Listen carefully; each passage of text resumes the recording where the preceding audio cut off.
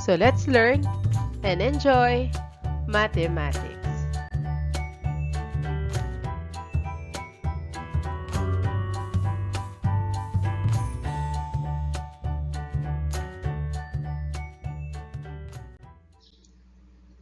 Let us apply what you have learned in the different ways in solving quadratic equations in problem number 1. The length of a rectangular tarpaulin is 3 feet, more than thrice its width, and the area is 126 square feet. Find the value of the length and width. So if we consider this one as the length, and then the length, based on the problem, 3 feet more than thrice its width. So it means 3W, so more than, so plus 3. And then this one, that could be the width. So if this is the length, so this is the width. And then the area, yung kabuuan nitong tarpaulin, that is 126 square feet. Let us identify now the length and then the width.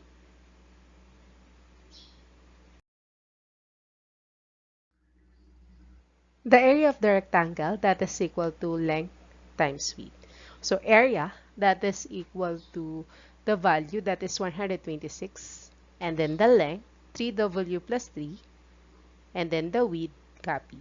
So let us multiply 3W plus W times, that is equal to 3W squared.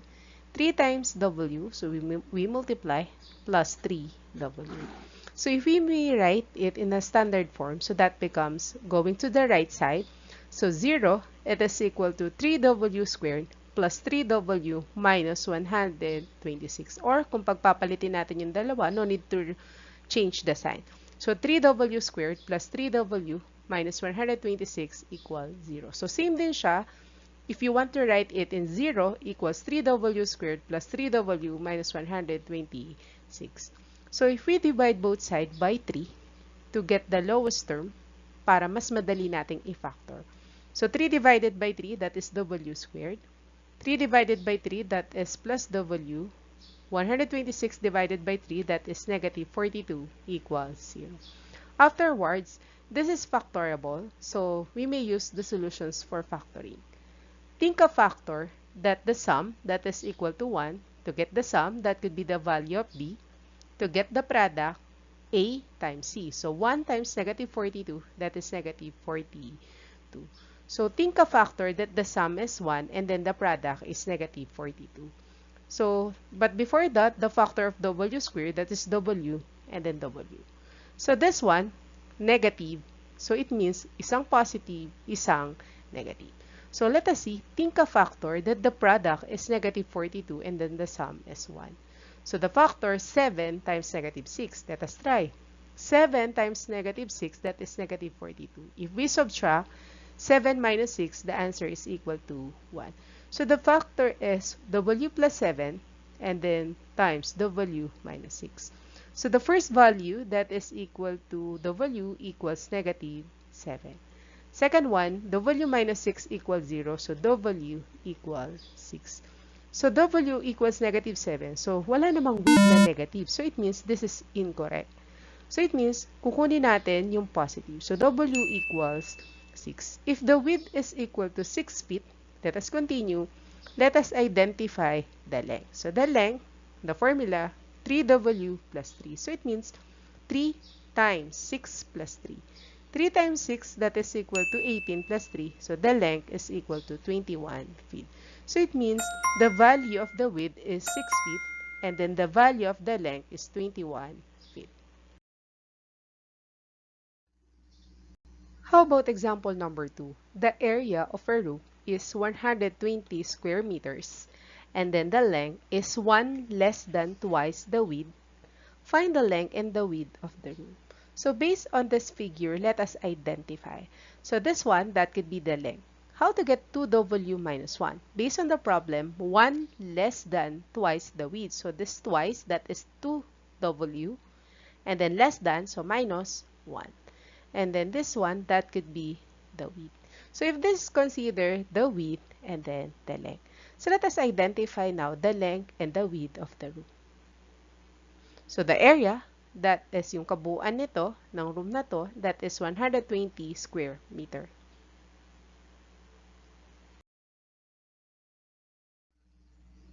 So let us continue to solve the area of the room that is length times width. So the area that is 120, the length that is 2w minus 1, and then the width w. So let us multiply. 2w times w, that is 2w squared. Negative 1 times w, that is negative w.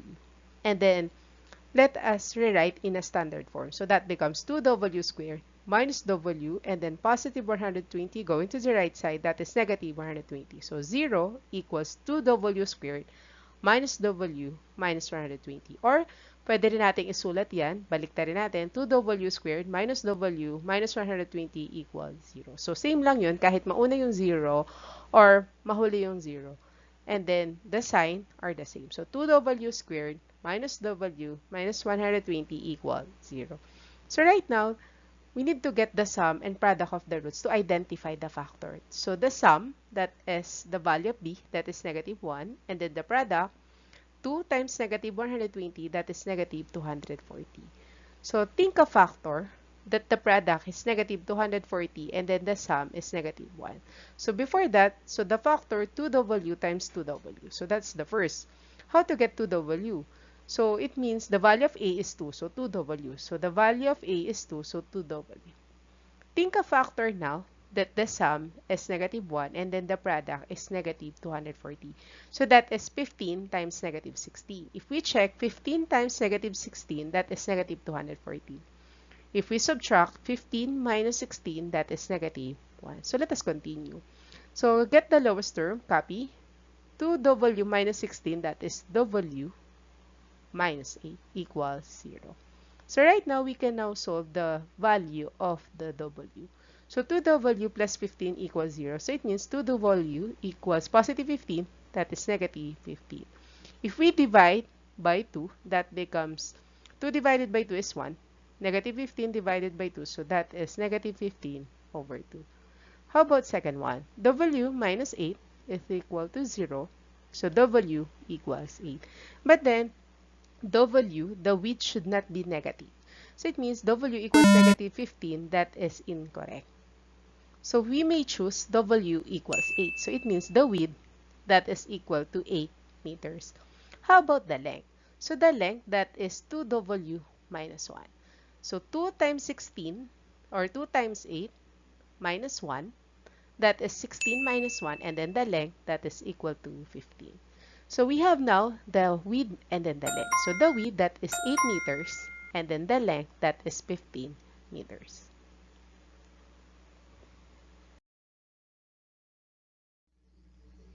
How about example number 3? Juan Carlos owns a rectangular lot. The perimeter of the lot is 90 meters, and its area is 450 square meters. Find the value of the width and then the length. So it means the perimeter is 90 meters. So ito yung perimeter, yung gilid-gilid na yan. So that is 90 meters. How about the area? So this is the area. The area of the rectangular lot is 450 square meters. Let us identify now the length and then the width. So let us solve.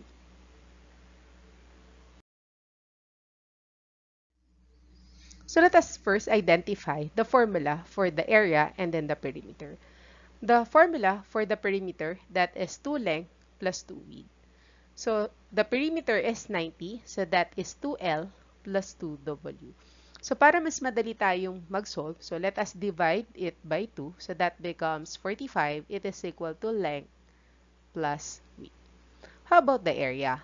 The area, that is equal to length times width.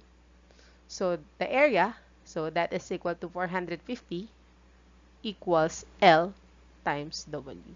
So paano natin ito isosolve?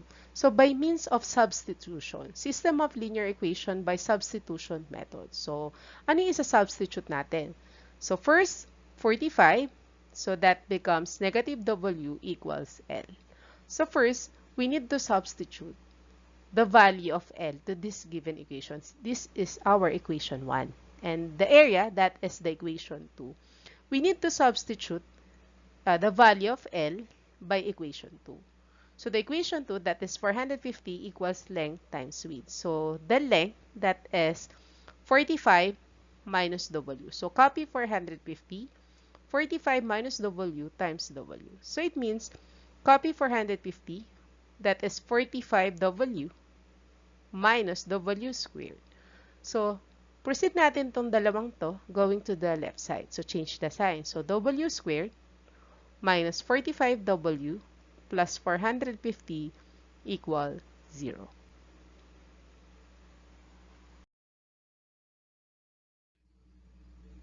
So, right now, let us solve for the W. So, the sum and then the product. So, the sum is equal to negative 45. That could be the value of B. And then the product, 1 times 450, that is 450. So, think a factor that the product is 450 and then the sum is negative 45. So, first, so W squared, that is the value of A, is 1. So, 1W and then 1W. And then this is positive. So it means the sign both negative because the value of B, it is negative. So think a factor that the product is 450 and then the sum is negative 45. So the answer is negative 30 and negative 15. So let us check. Negative 30 times negative 15 is 450. If we add, that is equal to negative 45. So let us continue. W minus 30 equals 0. So it means W equals 30. How about the second one? W minus 15 equals 0. So W equals 15. So both of them is the answer. So let us continue to solve for the length. If the width that is equal to 30, so it means let us replace it with the given equation. So that becomes length, it is equal to 45 minus 30. So it means the length that is equal to 15 meters. So if the width is 30 meters, the length is 15 meters. How about if the width it is equal to 15?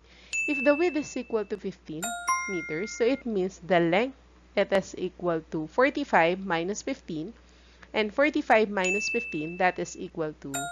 So the length, it is equal to 30 meters. If we try to check if our answer is correct for the length and then the width for the equation 2, so 30 times 15, so 30, that could be the width, and then the length, that is 15 meters, the answer is 450. If we try, the width is 15 meters, and then the length is 30, so 30 times 15, also, the answer is 450.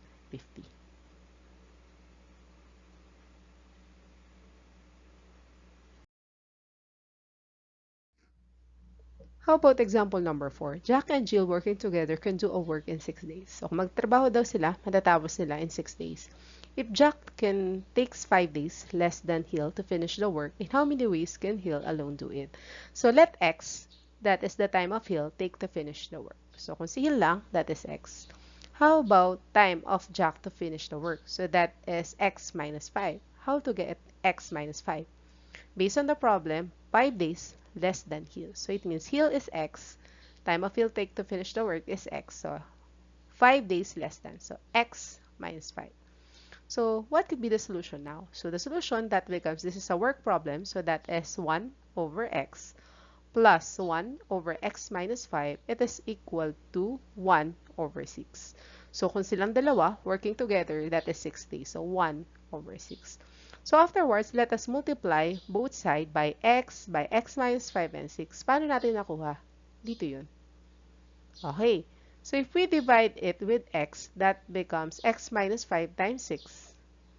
If we divide this one by x minus 5, ang natira, x times 6. If we multiply by 1, walang bearing, walang pagbabago. And then if we divide it with 6, that is x times x minus 5 times 1. Afterwards, let us multiply. So 6x minus 30, and then this one plus 6x equals x squared minus 5x.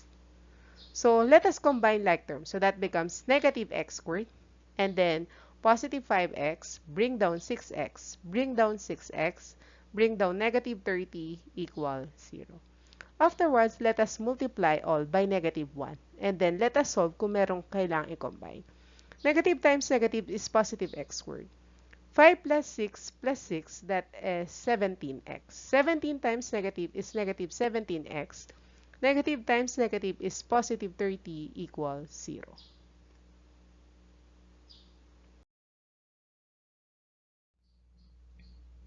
So the sum, that could be the value of B, that is negative 17. And then the product, A times C, that is equal to 30. So think a factor that the product is 30 and then the sum is negative 17. So first, x times x, because we have the value of A, that is 1. So 1x and then 1x. So the product is 30 and then the sum is negative 17. So the factor, that is negative 15 and negative 2. So let us check. Negative 15 times negative 2 is 30. Negative 15 plus negative 2, that is negative 17. So correct. Our factor, that is x minus 15 and then x minus 2 equals 0. So let us solve now for the value of x. X minus 15 equals 0. So x, negative 15, that becomes positive 15. Second one, x minus 2, it is equal to 0. So it means x, it is equal to positive 2. So right now, if 2, and then replace it with x minus 5. So if 2 days time of heal take to finish the work, and then 2 minus 5, that is negative 3. So cannot be. Disregard because the number of days is negative. So hindi naman pwedeng magtrabaho si Jack ng negative 3 to finish the work. So how about if x, that is equal to 15? So it means 15 days time of heal to finish the work. How about Jack? So that becomes 15 minus 5, that is equal to 10. So it means Hill can work in 15 days, while Jack can work it in 10 days. Sakto.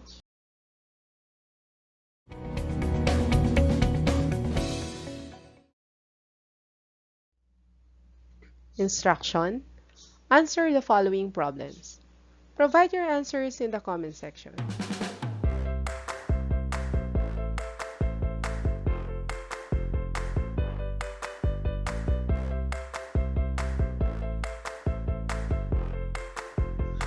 Enjoy learning mathematics. I'm Teresa Tubal. Thank you so much.